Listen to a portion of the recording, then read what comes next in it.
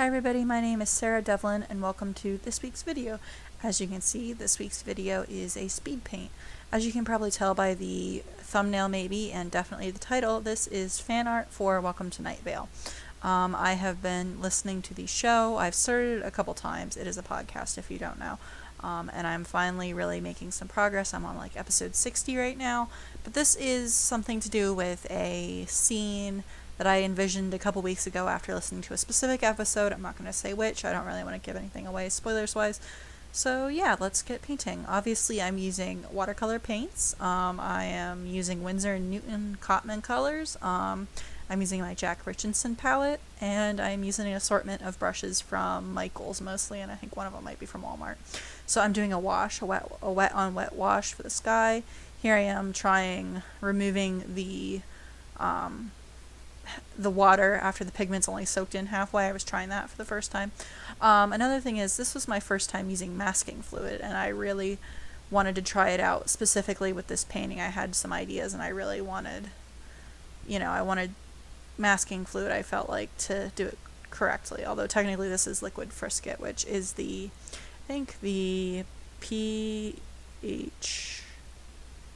Dr. P.H. Martin's, that's what it's called. It's alright. You'll see I had some issues with it tearing the paper, but I kind of made it work. Not that this is very high quality paper. It's a Canson watercolor book, but I feel like it probably shouldn't have peeled the paper regardless. So here I am painting the ground.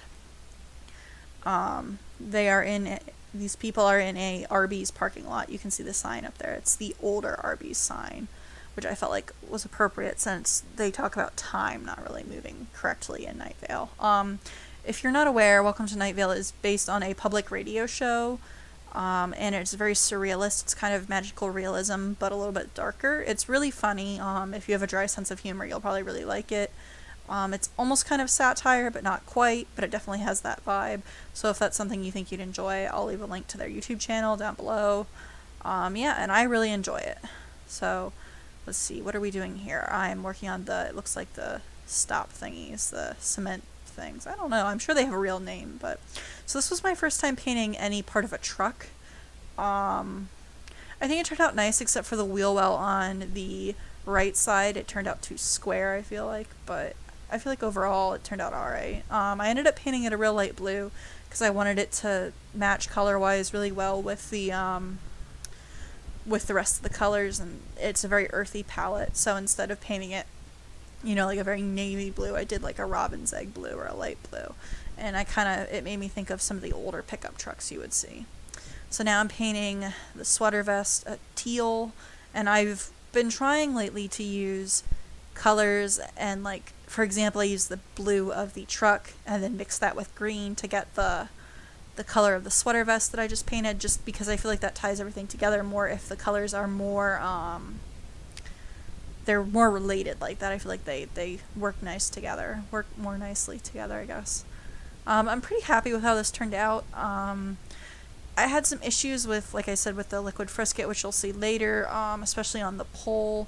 On the Arby's pole, the paper tore a bit, but I think part of it's just the humidity, and it couldn't dry properly maybe, and I did poke it and stuff while it was drying. I couldn't help myself, and that didn't really help. Up in some of the lights you'll see the paint went through, and that was just my fault more so than anything else. But I did notice that there was like a squirter thing that you could put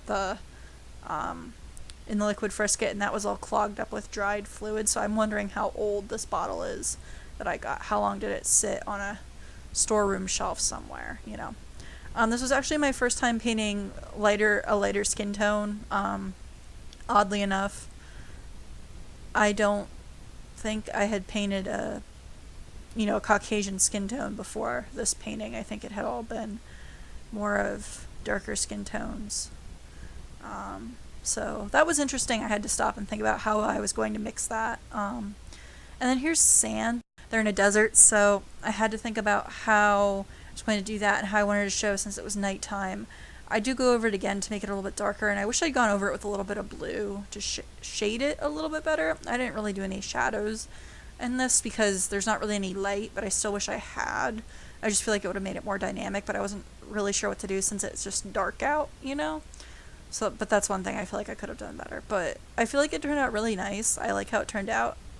Um, yeah. Don't really know what else to say about it. You can see I'm painting some hair here, black. The fun part for this was you don't really get that many visuals of what these characters actually look like. So you kind of get to make it up on your own.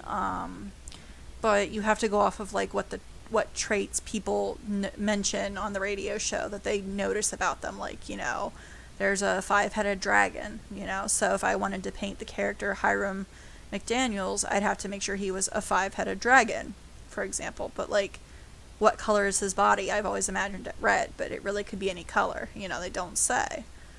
So it was kind of fun to get to come up with just the way the characters looked with only the most bare bones of the description. And then I painted his shirt. It took me a long time to decide what color his shirt was going to be, and I decided on a green. I wanted it to be green because I didn't want it to be the same as his pants. And I didn't want it to be gray so it wouldn't blend in with the pavement in front of him. But I didn't want it to be yellow or blue. And I wanted it to be green, but I didn't want it to be too close to the person sitting next to him, his sweater vest. So I ended up with a really, really pale, like olive green. And you can see there the liquid frisket just like tore up that pole. So I do fix it a little bit, but it didn't really, it wasn't really something that was fixable. If I had been doing this for commission or something, I would have started it over again. It's just not, it, you know, for me, I can overlook it. It's not that big of a deal, but wouldn't be acceptable if it was something I was giving as a gift or if I was selling it. It really kind of made me mad.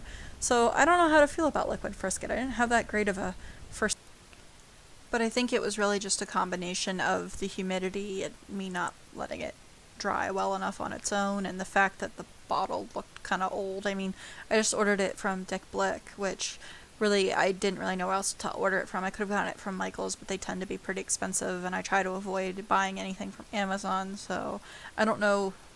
I've always heard them recommended as a supplier, but I don't know. Has anybody else ever had any problems with that? But yeah, I really, really enjoyed painting these swirls, and this was where I really felt like the liquid frisket was definitely needed. Like, I could have gotten away with not using it anywhere else, like I used it along their heads and in the sand and on the Arby's pole, but I feel like this was really where I don't know, this is where it shined the best, because I was able to find that pure white color and then have the lights be, you know, just a really strong saturated color, and then have the like edging around it be, you know, a glazing. But I really enjoyed just having that straight up color there. So yeah, that was pretty much it. I really liked how this video turned out, or this painting. I mean, I like how the video turned out too. So if you'd like to watch more videos like this and more content from me, I do all sorts of things. Don't be afraid to subscribe, and I hope you all have a really great day. Bye!